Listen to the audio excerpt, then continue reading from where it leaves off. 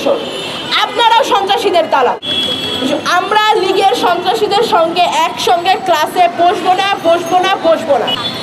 সাধারণ ক্ষমা, ফৌজদারি অপরাধ, এমনকি এমনও বলা হচ্ছে যে আবেগের বশে নাকি আমাদের উপরে হামলা করা হয়েছিল।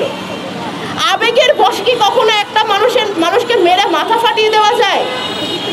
এখন সবাই হয়ে গেছে চাপে পড়ে সন্ত্রাসী, সবাই হয়ে গেছে চাপে পড়ে ছাত্রলীগ।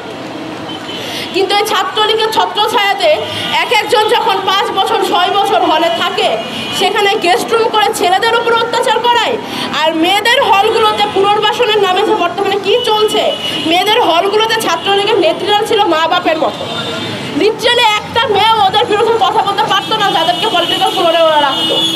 অথচ এখন সবাই হয়ে গেছে ভিকটিম, সবাই চাপে পড়ে ছাত্রলীগ করেছে। এই সমস্ত কথা বলে আমরা দেখতে পাচ্ছি হলগুলোতে, বিশ্ববিদ্যালয়ের ডিপার্টমেন্টগুলোতে ছাত্রলীগের সন্ত্রাসীদের পুনর্বাসন করা হচ্ছে।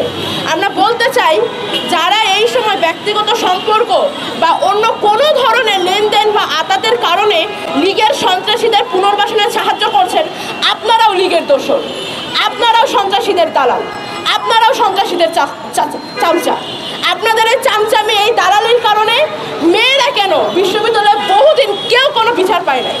আমরা বলতে চাই যে 15ই জুলাই এবং তার আগে পরে মেয়েদের ওপরে যে হামলা হয়েছে বিশ্ববিদ্যালয় সন্ত্রাসীদের পক্ষ থেকে, প্রত্যেকটি হামলার বিচার এবং প্রশাসনের পক্ষ থেকে প্রশাসনিক ব্যবস্থা অনতিবিলম্বে গ্রহণ করতে হবে। আমরা লীগের সন্ত্রাসীদের সঙ্গে একসঙ্গে ক্লাসে বসবো না। একই হলে লীগের সন্ত্রাসীদের সঙ্গে আমরা থাকবো না। যদি বিশ্ববিদ্যালয় প্রশাসন, কোনো শিক্ষক, কোনো শিক্ষার্থী বা কোনো দায়িত্বরত ব্যক্তির প্রত্যক্ষ বা পরোক্ষ মদদের ফলে লীগের সন্ত্রাসীরা পুনর্বাসিত হতে পারে, আমরা তাদেরকেও লীগের দোষর হিসেবে চিহ্নিত করে শাস্তির আওতায় আনতে চাই। আমরা আজকে আমাদের এখান থেকে ঘোষণা দিতে চাই, অনতিবিলম্বে প্রশাসনিক ব্যবস্থা গ্রহণ করুন এবং সন্ত্রাসীদের চিহ্নিত করে শাস্তি নিশ্চিত করুন।